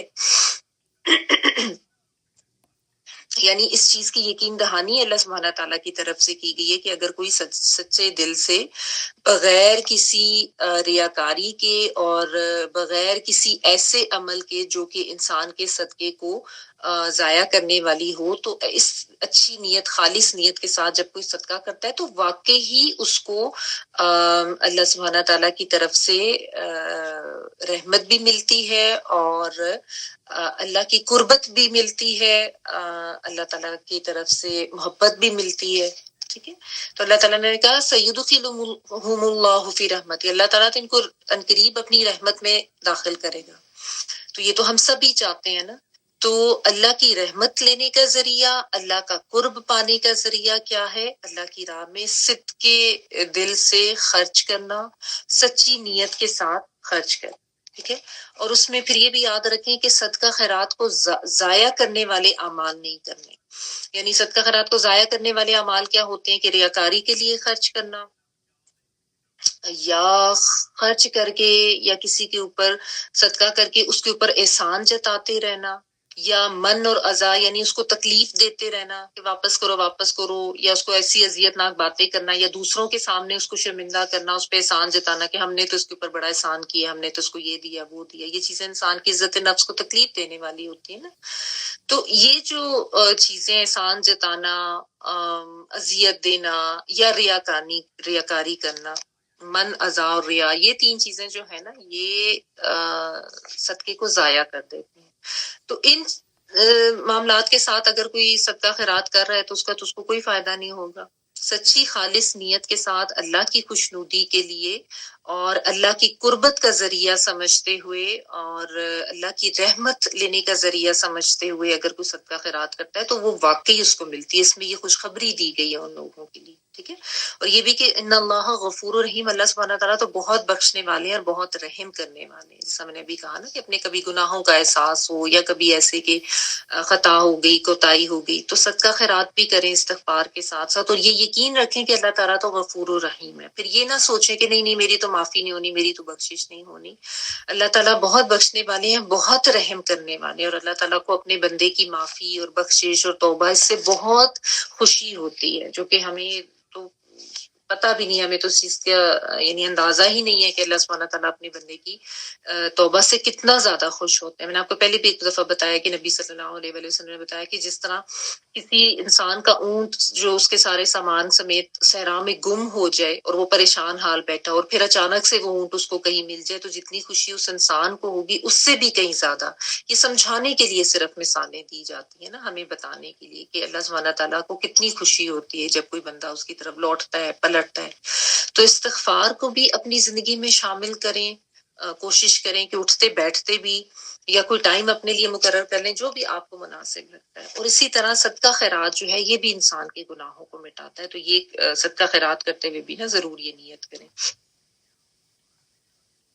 تو ایسے لوگوں کے لیے اللہ سبحانہ تعالیٰ نے اپنی رحمت کی اور اپنی قربت کی خوشخبری دی ہے۔ اور یہ بھی اس سے پتہ چلتا ہے کہ جو لوگ مصیبت سمجھ کے صدقہ خیرات کرتے ہیں نا، اپنے اوپر جرمانہ سمجھ کے، ان کے اندر منافقانہ صفات ہے۔ یہ بھی منافقین کی صفات میں ہے کہ اللہ کی راہ میں خرچ کرتے ہوئے اپنے آپ کو مصیبت سمجھنا۔ اور مومنانہ صفات کیا ہے؟ خوشی خوشی خرچ کرنا اور اللہ کی رضا کے لیے اور اللہ کا قرب پانے کے لیے خرچ کرنا۔ کوئی دنیاوی اس میں جو خواہش ہے وہ دل میں نہیں ہونی چاہیے۔ یہاں پہ یہ رکوع کمپلیٹ ہو گیا۔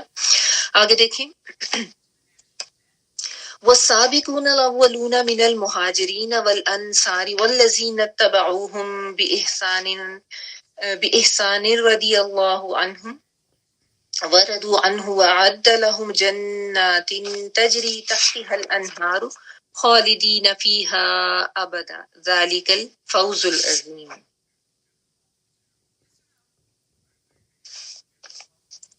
اور مہاجرین اور انصار جنہوں نے سب سے پہلے ایمان لانے میں سبقت کی اور وہ لوگ جنہوں نے احسن طریقے پر ان کی پیروی کی، اللہ سبحانہ تعالیٰ ان سب سے راضی ہوا اور وہ اللہ سے راضی ہوئے۔ اللہ تعالیٰ نے ان کے لیے ایسے باغات تیار کر رکھے ہیں جن کے نیچے نہریں جاری ہیں اور ان میں ہمیشہ رہیں گے، یہی بہت بڑی کامیابی ہے۔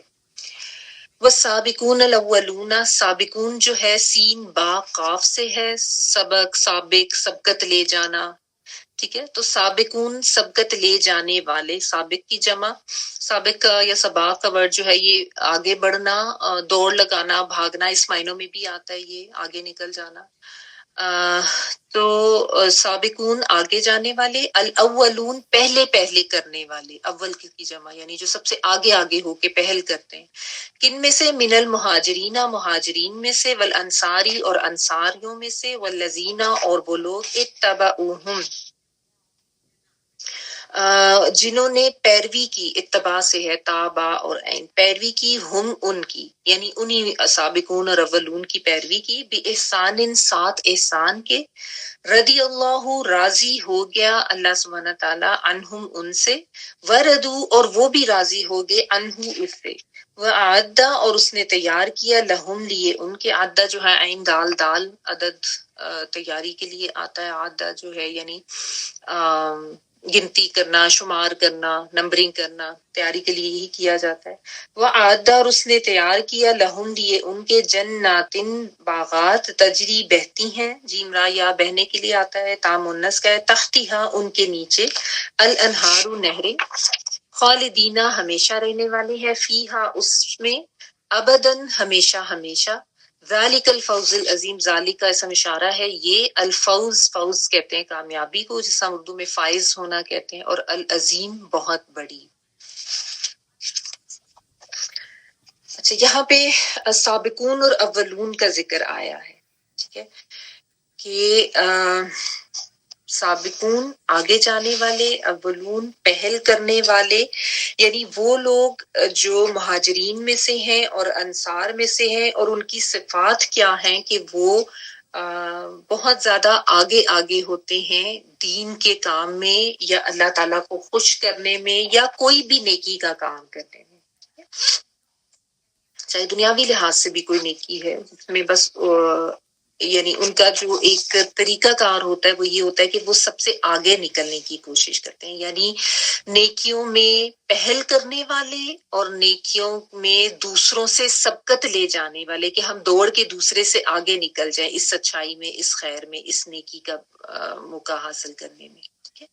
تو یعنی جو جنہوں نے سبقت لی مسلمان ہونے میں، یعنی جو شروع کے مسلمان تھے نا، جب اسلام بالکل ابھی نیا نیا تھا، یعنی ابھی نبی صلی اللہ علیہ وآلہ وسلم پر نبوت آئی، اور آپ صلی اللہ علیہ وآلہ وسلم نے جو ہے اسلام کی تعلیم دینا شروع کی، تو اس وقت تو بہت مشکل حالات تھے، تو اس میں جو لوگ ایمان لے کر آئے، جو انہوں نے سبقت کی، اور انہوں نے جو ہے پھر ظاہر بہت زیادہ تکالیف بھی برداشت کی تھیں، مکہ کے جو مسلمان تھے جب اسلام بالکل ہی اپنی انفینسی میں تھا، اس میں تو جن لوگوں نے اسلام قبول کیا ان کے حوصلے اور ان کی جو قربانیاں ہیں وہ بہت زیادہ ہے، کیونکہ ان کے اوپر تو بہت زیادہ ظلم ہوتا تھا، بہت مشکل حالات تھے جس میں رہ کے انہوں نے گزارا کیا تھا، اور وہ یعنی جس طریقے سے اسلام کے لیے ان کے جو جذبات تھے وہ بعد کے آنے والے مسلمانوں میں اگرچہ دیکھیں جو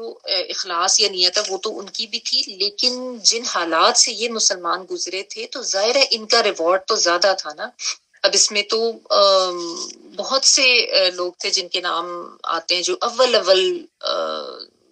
نمبر پہ جو ہے جنہوں نے اسلام فوری قبول کیا، حضرت ابو بکر صدیق رضی اللہ تعالیٰ عنہ، حضرت عثمان رضی اللہ تعالیٰ عنہ، حضرت زبیر بن عوام، عبد الرحمن بن عوف، سعد بن ابی وقاص، حضرت طلحہ، یہ اس طرح کے بہت سے نام ہیں، ٹھیک ہے، لیکن یہ تو وہ ہیں جو مکہ میں تھے، اور پھر انہوں نے ہجرت میں بھی سبقت حاصل کی، اور اس کے علاوہ اللہ تعالیٰ نے انصاریوں میں سے بھی کہا ہے سابقین اور اولون، سابقون اور اولون، ان میں سے بھی ہیں بہت سے ایسے لوگ جنہوں نے جو کہ جیسا وہ جو بیت عقبہ جو ہوئی تھی، جو پڑھتے ہیں سیرہ ان کو پتہ ہے کہ وہ مکہ میں آئے تھے اور انہوں نے آ کے اسلام قبول کیا تھا.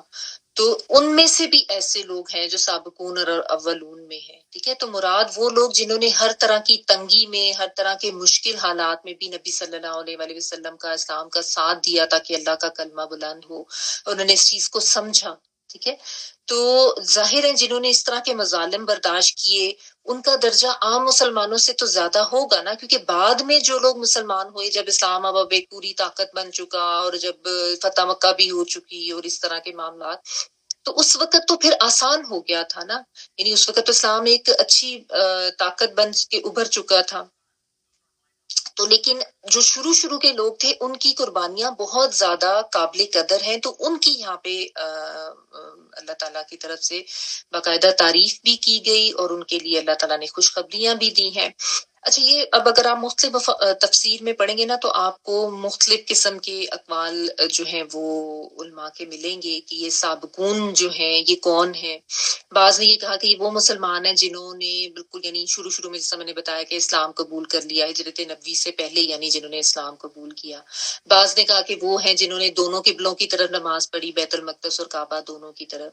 بعض نے کہا کہ بس غزوہ بدر تک کے مسلمان جو ہیں وہ سابقین اور اولین میں آتے ہیں.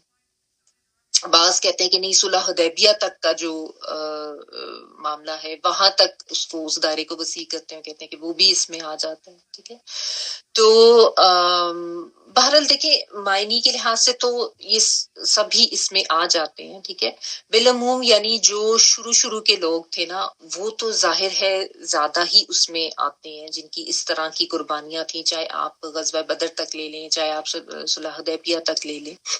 تو یہ تو ظاہر ہے ہم ایک ان جنرل اگر ہم لینا چاہیں تو چاہے وہ مہاجرین میں سے تھے، چاہے وہ انصار میں سے تھے، اسلام کے شروع کے دور کے جو مسلمان تھے ان کا درجہ بہرحال جو ہے وہ بہت زیادہ بلند ہے. جس طرح ہم سورۃ الواقعہ میں بھی پڑھتے ہیں، اس میں بھی آتا ہے نا یعنی قلیل من الاخرین، شروع کے جو لوگ ہوں گے یعنی اول دور کے ان میں وہ زیادہ ہیں ان کی تعداد، اور بعد میں آنے والوں میں کم ہے. تو یہ اللہ تعالیٰ کی طرف سے وہاں پہ بھی ہمیں یہی بتایا گیا ہے کہ ظاہر ہے وہ جو سابقون اور اولون تھے وہ اس زمانے میں بہت زیادہ تھے، کیونکہ آہستہ آہستہ ریشیو کم ہوتا جا رہا ہے نا. آج کل تو دنیا میں تو ایک نفسا نفسی کا عالم پڑ گیا ہوا ہے. تو بہرحال یہ اللہ تعالیٰ نے فرمایا کہ ان کے جو درجات ہیں وہ بلند ہیں. اور اس کے علاوہ ساتھ اللہ تعالیٰ نے صرف ان کا نہیں کہا، یہ بھی اللہ تعالیٰ نے بتایا والذین اتبعوہم بإحسان، کہ اب ان لوگوں کی جنہوں نے پیروی کی بہت احسان کے ساتھ، یعنی حسن کے ساتھ، خوبصورتی کے ساتھ، احسان کے درجے پہ رہتے ہوئے جنہوں نے یہ کام کیے، تو ان کے لیے بھی یہی خوشخبریاں ہیں. اب اس میں کون آ جاتے ہیں؟ بعض نے کہا کہ اس سے مراد تابعین ہیں. تابعین کون ہوتے تھے؟ تابعین وہ تھے جنہوں نے صحابہ کرام کو پایا اور ان سے حالت اسلام میں ملاقات کی. ٹھیک ہے نا، ایک صحابی ہوتے ہیں، صحابی وہ ہوتے ہیں جنہوں نے حالت اسلام میں نبی صلی اللہ علیہ وآلہ وسلم سے ملاقات کی، یا ایون آپ کو دیکھا بھی تو وہ صحابی ہیں.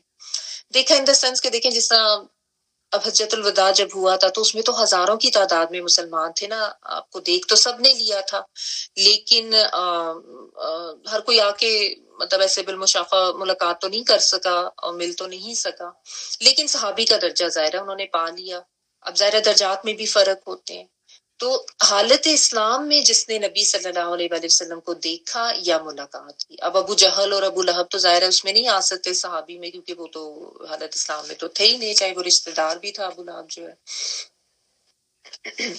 لیکن جو تابعین ہیں ان کے لیے یہ کہ صحابہ کرام کو صرف دیکھا نہ ہو، ان سے ملاقات ہوئی ہو ان کی. ٹھیک ہے، تو وہ لوگ بھی جو کہ صحابہ کرام کے پیروکار بنے، یعنی ان سے انہوں نے سیکھا اور ان کو جو دین کی تعلیم ملی اس پہ انہوں نے عمل کیا، تو ان کے بھی اللہ سبحانہ تعالیٰ نے یہاں پہ ذکر کیا. اور اس کے بعد پھر تبع تابعین اور پھر علماء اس کے بارے میں یہی کہتے ہیں کہ آخر تک رہتی دنیا تک جو بھی اللہ کے دین پر عمل کرتا ہے، اللہ تعالیٰ کے احکامات پر، اس کی رسول صلی اللہ علیہ وسلم کے احکامات پر اور صحابہ کرام کے طریقے پر جو بھی اخلاص کے ساتھ اور احسان کے ساتھ عمل کرتا ہے، وہ سب اس خوشخبری میں شریک ہے، وہ سب اس میں شامل ہے.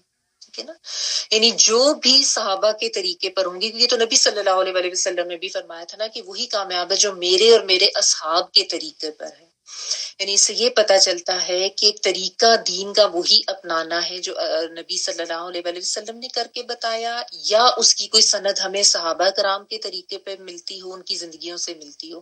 تو گویا دین میں جو نئے نئے طریقے لوگ ایجاد کر لیتے ہیں نا، جو بدعات میں چلے جاتے ہیں، وہ لوگ اس خوشخبری میں پھر شامل نہیں ہیں، کیونکہ کامیاب وہی ہیں جنہوں نے پیروی کی احسان کے ساتھ صحابہ کرام کی. ٹھیک ہے نا؟ تو ایسے سب لوگ جو ہیں وہ کون ہیں، ان کے بارے میں اللہ تعالیٰ نے کیا کہا؟ اللہ تعالیٰ ان سے راضی ہو گیا، ان کے لیے جنتیں ہیں اور وہ بھی اللہ سے راضی ہوئے.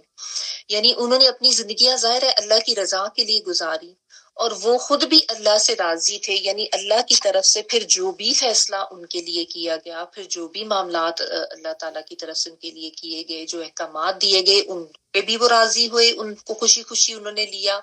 جہاں جہاں اللہ تعالیٰ کی طرف سے جہاد کا حکم آیا، انفاق کا حکم آیا، صبر کا، استقامت کا، قربانی کا، وہ کسی چیز پہ بھی پیچھے نہیں رہے.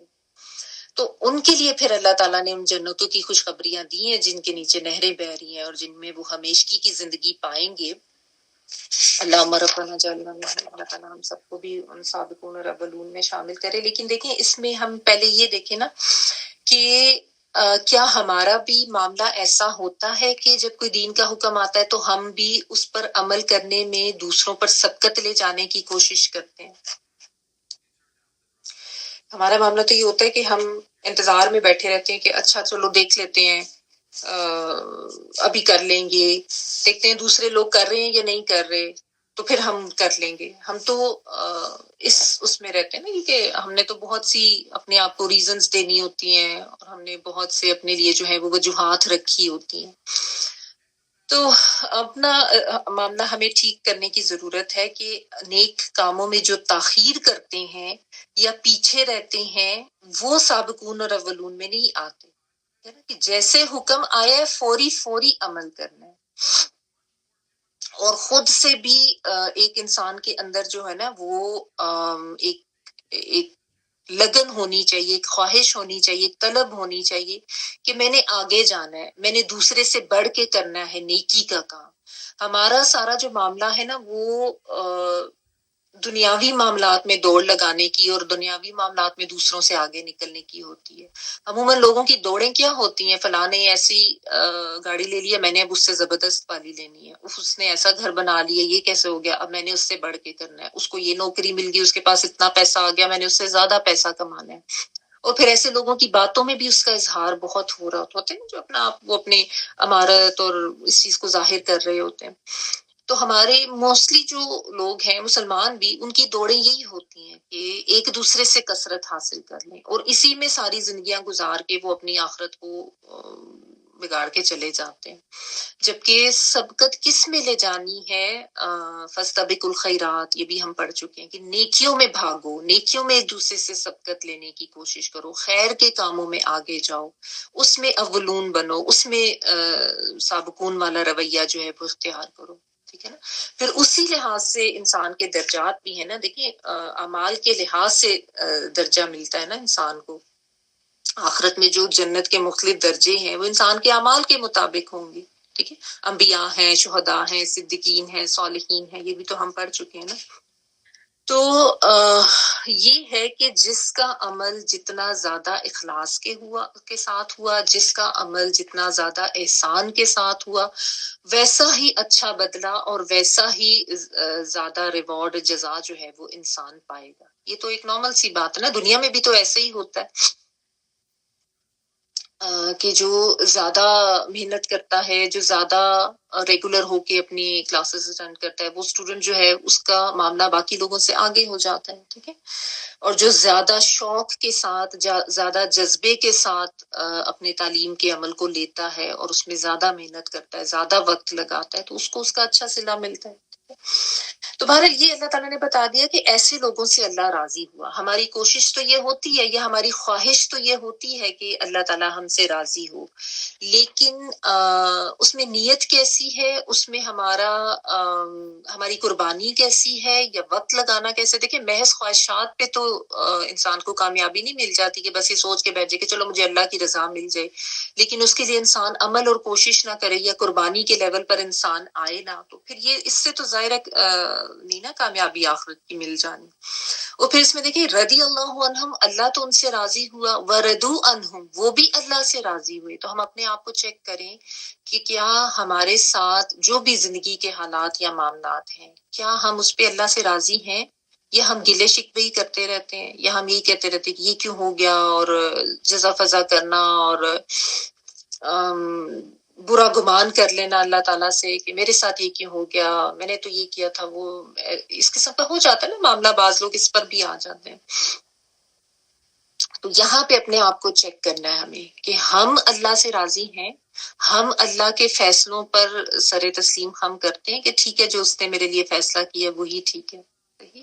تو رضی اللہ عنہم وردو عنہ، اور ان کے لیے پھر خوشخبریاں ہیں. صحابہ کرام کا معاملہ یہی تھا نا کہ ان کی تو نظر ہی صرف آخرت پر ہوتی تھی کہ آخرت کی کامیابی ہمیں مل جائے. اس کے لیے چاہے ہمیں دنیا میں کتنے مصائب اٹھانا پڑے. اب آپ جس طرح جو لوگ سیرت کی کلاس اٹینڈ کر رہے ہیں وہ دیکھ رہے ہیں کہ کس طرح پے در پے مشکل معاملات ابھی ایک غزبے سے ہو کر آتے ہیں تو دوسرا کوئی معاملہ درپیش ہو جاتا ہے، اس سے ابھی فارغ ہوتے ہی ہیں، کچھ دن سکون کے آتے ہیں، پھر کوئی معاملہ ہو جاتا ہے. تو ان کی طرف سے جو ایسے سچے خالص مومنین ہوتے تھے، ان کی طرف سے کبھی ایسا نہیں ہوتا تھا کہ یہ کیوں ہمیں اب کرنے کا کہہ دیا گیا، اب پھر ہم یہ کریں. نہیں، وہ بس ہر وقت سمینا و اطعنا والا ان کا رویہ ہوتا ہے. جیسے بھی حالات سختی کے، مشکل کے، چاہے ابھی ہو کر آئے ہیں غزوے سے، شہادتیں ہوئی ہیں، تھکے ہوئے ہیں، جسمانی مشقت تھی، جذباتی مشقت تھی، وہ سب کے باوجود تیار ہو جاتے ہیں اللہ تعالیٰ کے حکم کے لیے. تو یہی لوگ ہیں جو فوز العظیم پاتے ہیں. اور فوز العظیم میں نے آپ کو اس دن بھی بتایا تھا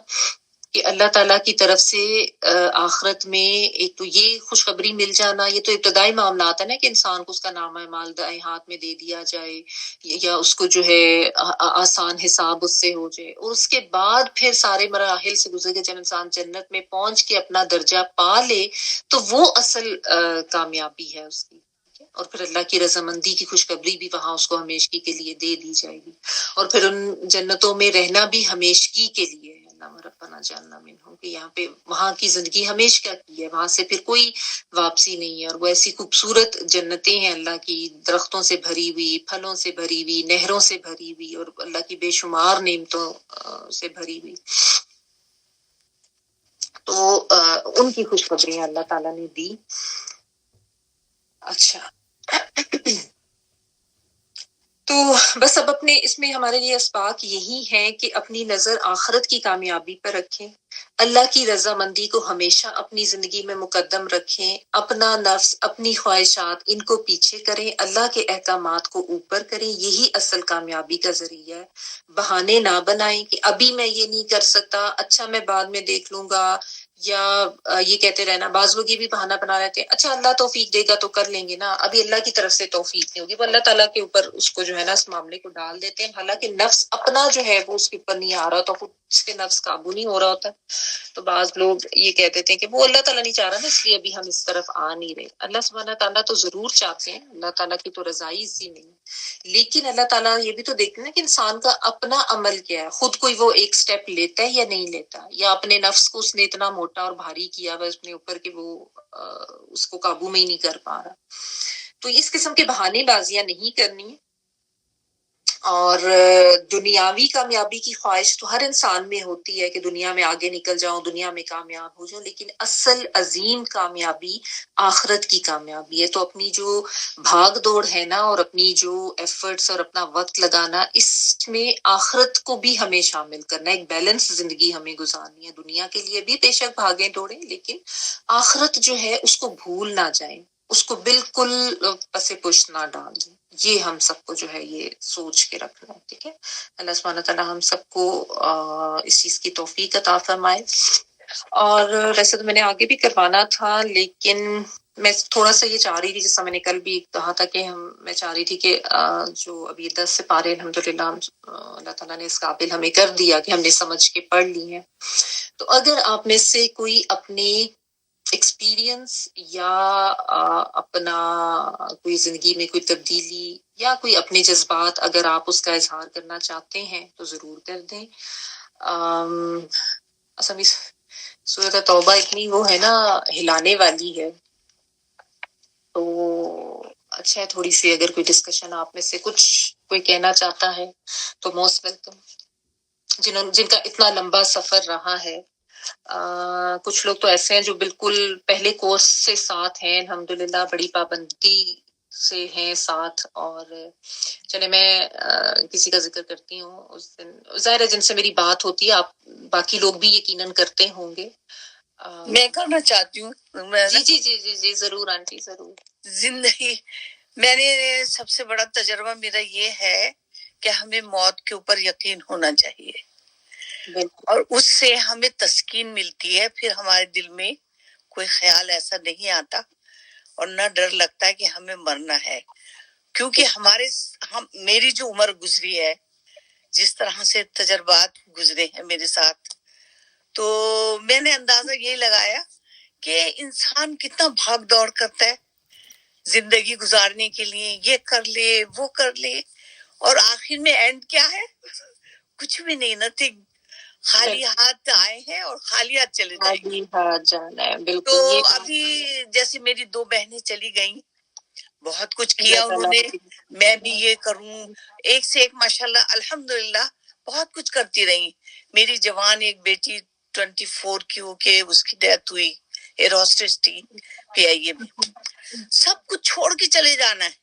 بالکل بالکل بالکل صحیح. تو وہی جب ہمیں یہ یقین ہو جاتا ہے نا کہ ہمیں جانا ہے، تو پھر آپ کو ڈر نہیں لگتا، جو میری فیلنگ ہے اپنی. اور پھر یہ بھی ہے کہ آپ آخرت کی تیاری بھی کرتے ہیں نا، جب آپ کو تھوڑا بہت. ہاں پھر یقین کے ساتھ پھر ہمیں ڈر لگتا ہے، اور ہم یہ سوچتے ہیں کہ یہ دنیا تو بالکل کچھ بھی نہیں ہے، آرزو ہے، عارضی ہے یہ، اور ہمیں اپنی آخرت کے لیے کرنا چاہیے تھا جو ہم نہیں کر سکے. چلے اللہ تعالیٰ نے ہمیں اتنی ہمت، تھوڑا سا ٹائم دیا ہے تو ہم وہ کر لیں. جس وقت یہ میری اپنی سوچ ہے، یہ میری. جی جی جزاک اللہ خیرن کثیرا آنٹی، آپ نے بہت اچھی بات کی. اور ظاہرہ بزرگوں کے جو تجربات ہوتے ہیں اس سے بھی ہم سیکھتے ہیں، بہت اچھی بات ہے. مگر عام طور پہ لوگ یہ کہہ دیتے اپنے ہی کہ آپ پرانے وقتوں کے لوگ ہیں، سمجھے؟ آپ کو اتنا تجربہ. میں نے کہا پرانے کیسے ہوئے، کیسے پرانے ہم؟ ہاں تو پرانے لوگوں کے پاس تجربات بھی ہمیں تجربات بہت ہیں، ہمیں بہت ایکسپیرینس ہے ان چیزوں کا، سمجھے؟ تو یہ لوگ اگر مان جائیں ہم سے زیادہ تعلیم یافتہ ہیں، ہم پڑھے لکھے ہیں، میں یہ سمجھتی ہوں کہ یہ کچھ بھی نہیں ہے. اگر ہمارے تجربات کو دیکھیں آپ، ان سے سبق لیں تو اس سے کافی ان کو چیزیں حاصل ہو سکتی ہیں. بالکل بزرگوں کی تجربات. اوکے آنٹی جزاک اللہ خیرن کثیرا. ہاں جی، اور بھی کوئی کچھ کہنا چاہتا ہے تو ضرور بتائیے. السلام علیکم باجی. وعلیکم السلام. جی نغمہ. جی نغمہ ہوں، بہت کم بولتی ہوں، بہت کم آتی ہوں، لیکن میں نے اپنی جب سے میں نے آپ لوگوں کے ساتھ جڑی ہوں، میں نے اپنی لائف میں چینج یہ دیکھا ہے کہ جب بھی میں بھٹکنے لگتی ہوں، نماز سے تھوڑی غفلت ہوتی ہے یا کچھ بھی، آلویز مجھے آپ یاد آتی ہیں کہ اپنے آپ کو دیکھو ہم کیا کر رہے ہیں، اپنے بچوں کو بتاؤ ہم کیا کرتے ہیں. تو شکر ہے الحمدللہ یہ جو 2 الفاظ آپ کے ہیں کہ اپنے آپ کو چیک کرو، اس نے یہ مجھے آ گیا چیک کرنا اپنا آپ کے میں کیا کہاں جا رہی ہوں. اور تھینک یو سو مچ آپ کا، جزاک اللہ. اللہ تعالیٰ آپ کو صحت، زندگی، تندرستی دے. اور میں باقی سب کو بھی کہتی ہوں کہ आई नो कि सम टाइम आपको पता है मैं बिजी लेडी हूँ, काम भी करती हूँ, क्लाइंट होता है सम टाइम, तो मैं पूरा सुन नहीं पाती, बाद में सुनती हूँ। तो मैं लोगों को भी कहना शुरू किया है कि कुरान के साथ ना जुड़ जो, चाहे उसको क्लास के लास्ट स्टूडेंट बन जो, लेकिन जिस तरह से नो लेकिन क्योंकि लास्ट स्टूडेंट भी कभी कभी ऐसा होता है कि आगे जाके वो आगे चला जाता है और जो आगे वाले होते हैं वो पीछे के पीछे रह जाते हैं। तो कुरान को बस सुनना और समझना शुरू कर दे। और थैंक यू सो मच बाजी, बस मुझे यही कहना था। मैंने अपने अल्फाज अपने पल्ले बांधे हैं। जब भी कुछ गलत करने लगती हूँ या होता है या लाइफ में मायूसी होती है या कुछ भी होता है, मुझे बस एक ही अल्फाज आपके याद आते हैं कि अपने आप को देखो, कहाँ कमी है, कहाँ कोताही है, किस वजह से हमारे साथ ये होने लगा है या क्यों हो रहा है। तो उसके ऊपर बस गौर करती हूँ कि अच्छा ये हो गया, इसको ये निकालो बाहर। चले अल्हम्दुलिल्लाह, बस हमारी कोशिश होनी चाहिए, बाकी ज़ाहिर है सारी जिंदगी कोशिश ही है। चलें, जज़ाकिल्लाह खैरन कसीरा। और वमा तौफीकी इल्ला बिल्लाह, ये अल्लाह सुब्हाना ताला की अल्फाज और बातें हैं। मैं तो ऐसे ही अल्लाह ताला ने एक जरिया बना दिया आप तक पहुंचाने का, मेरी कोई ऐसी ना हैसियत है, सब तौफीक अल्लाह की तरफ से ही है जी। और कोई नगमाना, आप माइक अपना प्लीज ऑफ कर लें। Anyone else?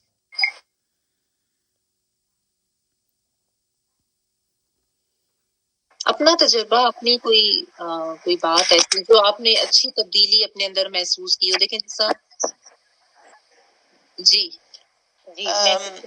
मुझे आपके साथ में रहते हुए भी मेरे ख्याल से ये 3रा साल है, ज्यादा अरसा तो नहीं हुआ है जी। लेकिन हाँ कुरान से जुड़े हुए काफी अरसे से हूँ और लोगों की तवस्सुत से भी, और बाद में अल्लाह ताला ने आपसे मुझे जोड़ दिया। और यकीनन अल्लाह ताला को मेरी कोई नेकी पसंद आई होगी जो अल्लाह ताला ने आपसे मुझे जोड़ा।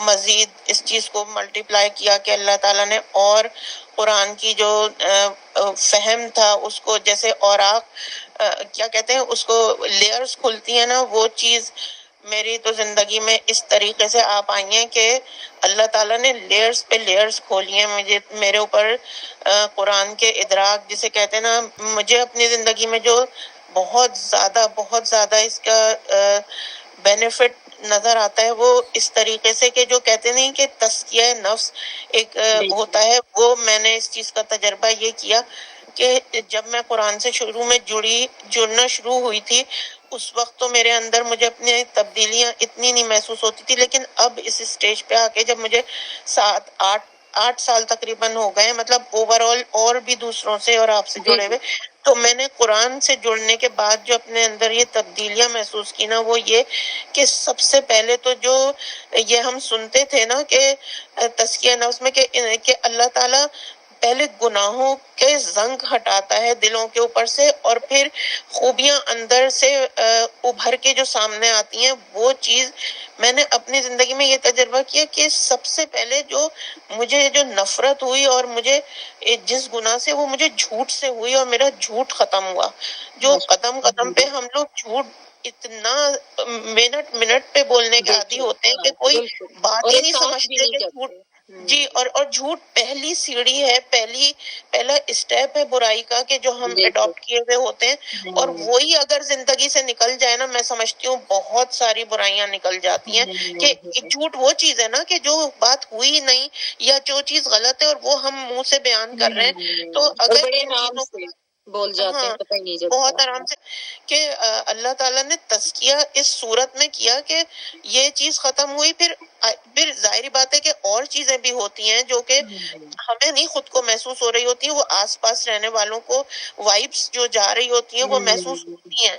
और मैं ये समझती हूँ कि एक घर की औरत के इस तरह से कुरान के ऊपर आने से जो उसकी वाइब्स होती हैं वो पूरे घर के ऊपर आ रही होती हैं, वो कोई मामूली बात नहीं होती, उसको हमें हल्का नहीं लेना चाहिए। और एक अकेली औरत ही बहुत कुछ अपने घर के लिए, अपने बच्चों के लिए, शौहर के लिए बहुत बड़ा वो काम कर रही होती है कि जो पता ही नहीं होता उसे कि उसके फल जो है उसको अगली नस्लों तक कितने खाने को मिलेंगे दूसरों को, कि जो वो चली भी जाएगी दुनिया से तो उसे नहीं पता कि उसके बाद क्या क्या होगा, वो नहीं जानती। ये मैं अपनी پرانی اپنی بھی میری خالہ تھیں، میری والدہ تھیں، بہت زیادہ دین کے اوپر تھیں، تو میں بہت اس چیز کے اوپر کہتی ہوں کہ ہمارے گھر کا ماحول تھا تو اللہ کے بعد، اللہ کے فضل کے بعد، ورنہ نہیں بھی ہوتا تو لوگ نہیں ہوتے اس میں، لیکن گھر کا ماحول خواتین کے بنانے سے بہت بہت بنتا ہے. تو مجھے تو اپنی میری زندگی فاطمہ نے جو ہے نا دو اہم پوائنٹس، ایک تو یہ کہ جھوٹ اپنی زندگی سے نکالنا یہ بہت بڑی بات ہے، ظاہرہ ایک بہت اچھی یہ بھی تبدیلی ہے، اور چونکہ ہم بالعموم اس کا احساس نہیں کرتے. دوسرا یہ کہ دین کی تعلیم یا دین کا علم جو ہے وہ صرف مردوں کے لیے نہیں ضروری، عورتوں کے لیے بھی اتنا ہی اہم ہے، کیونکہ ظاہر ہے بچے جو ہیں وہ پہلی تربیت گاہ تو ماں ہی ہوتی ہے نا، گھر میں ہوتی ہے. تو چلے جزاک اللہ خیرن کثیرہ فاطمہ، بہت شکریہ.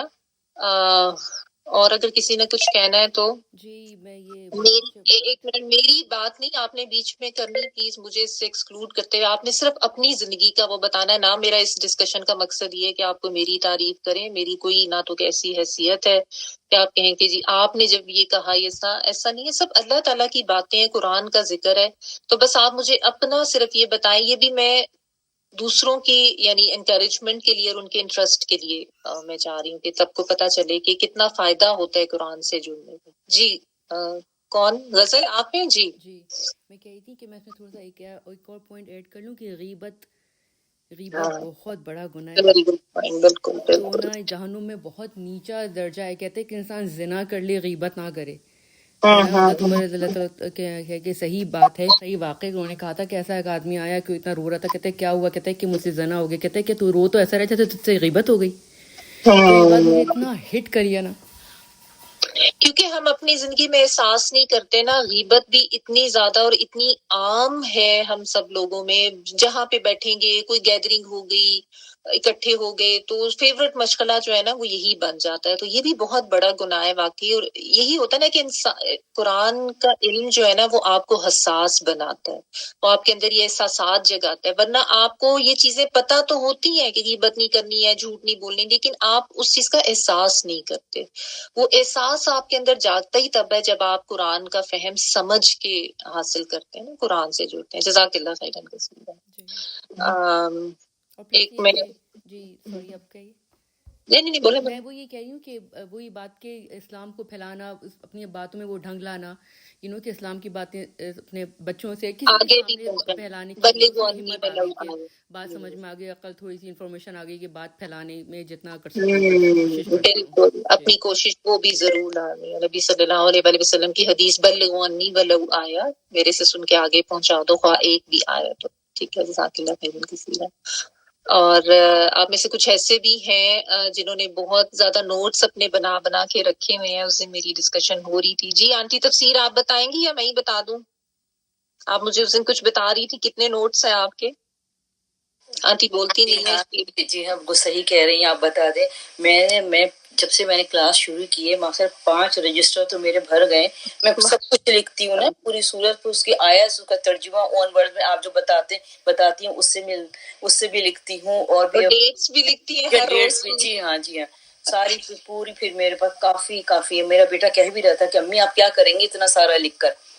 تو میں کیسے مطلب میں نے کہا میرا بیٹا بس تم رکھنا، مجھے ہے اس سے پیار، میں تو اپنے رکھتی ہوں ان کو پڑھتی بھی رہتی ہوں میں. تو مجھے یہ سارا تولا جائے گا آنٹی، جو سیاہی ہے جو آپ نے جو پورے قرآن کا پورے ایک آیت کا ترجمہ تو سارا کچھ ہے میرے.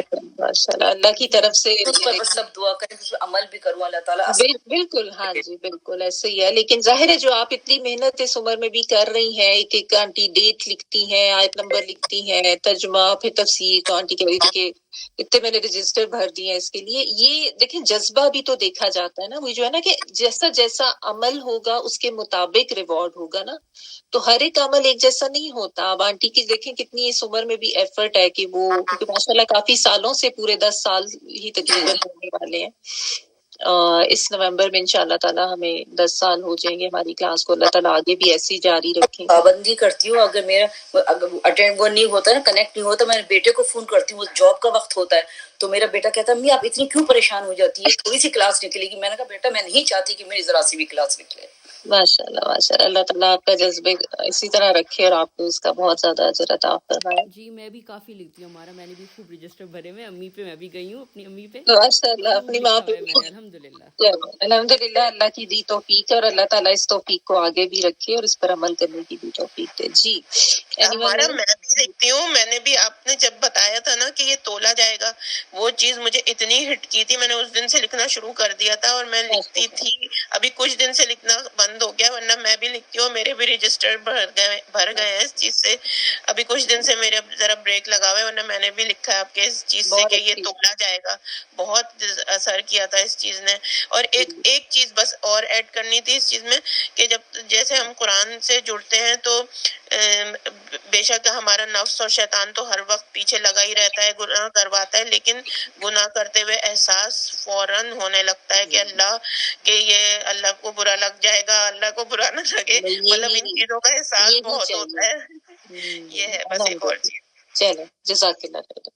جی میں بھی کہنا چاہوں گی، جی میں آنٹی بھی بہت شروع سے ساتھ ہیں اور بہت ریگولر ہے ماشاءاللہ۔ جی میں بھی جو ہے ہر دن کی ڈیٹ کے ساتھ پورا لکھتی ہوں، اور میری بھی بہت سارے رجسٹر بھر گئے ہیں۔ اچھا ماشاء اللہ۔ دیکھ تھی تو ہم نے یہ 11واں سپارہ جو ہے یہ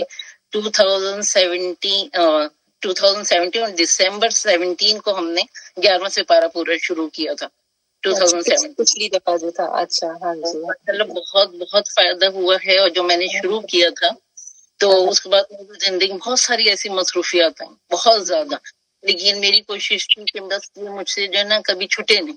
بے شک اللہ کا کرم ہے کہ اللہ تعالیٰ نے اس میں ساتھ دیا۔ اور دوسرے میرا جو اس میں نے سیکھا ہے نا وہ یہ کہ انسان قرآن شریف کا ترجمہ جب پڑھتا ہے نا تو وہ ایک تو یہ کہ بالکل لگتا ہے کہ اللہ سے ہم باتیں کر رہے ہیں، دوسری کہ مرنے کے بعد کا بہت آخرت کا خیال ہوتا ہے۔ ہاں بالکل، یہ بہت ہے کہ چاہتا ہے کہ لوگ جو اتنی باتیں کرتے ہیں نا دوسروں، تم یہ کرو، میں یہ کہتی ہوں سب سے پہلے اپنے عمل تو کرو، اپنے عمل کرو۔ پھر ہوتا ایسا لگتا ہے کہ بالکل بس زبان انسان بند کر کے صرف اپنے عمل میں ہی فکر کرتا رہے تو بس اپنی تیاری میں ہی لگ جائے۔ ٹھیک ہے، دوسروں کو بتانا چاہیے بالکل، اور بہت بہت فائدہ ہوا ہے۔ اور بس یہ سمجھیں کہ جس طرح انسان کو دن میں کھانا کھانے کی ایک ہوتی ہے نا ضرورت، 3 دفعہ کا نہیں صرف 1 دفعہ کا، اس سے زیادہ اہم ہے قرآن شریف کو ترجمے سے پڑھنے، اور اپنی آخرت کی فکر کریں۔ دنیا کی ہر چیز سے بڑھ کر جو ہے نا یہ قرآن شریف ہے۔ بے شک بے شک بے شک، ایسے ہی وہ جو ہے نا وہ خیر مما یجمعون، وہ ان تمام چیزوں سے بہتر ہے۔ بالکل عمل کرنے والا بنا۔ آمین آمین آمین۔ چلے جی جزاک اللہ۔ اور کسی نے کچھ کہنا ہے؟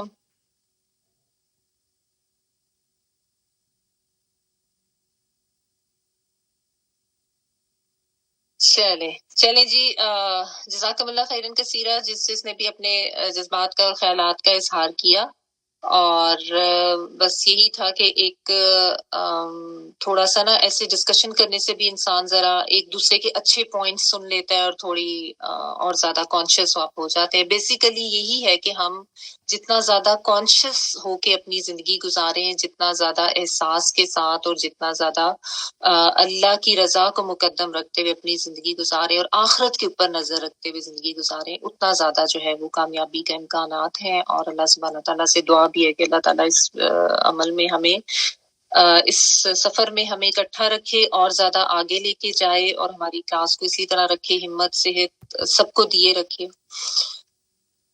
بعد میں مجھے پھر کسی نے کہنا، میں بھی کچھ کہنا چاہ رہا تھا، میں 1-2 منٹ اور دے رہی ہوں، اگر کسی نے کچھ کہنا ہے تو آپ کہہ سکتے ہیں۔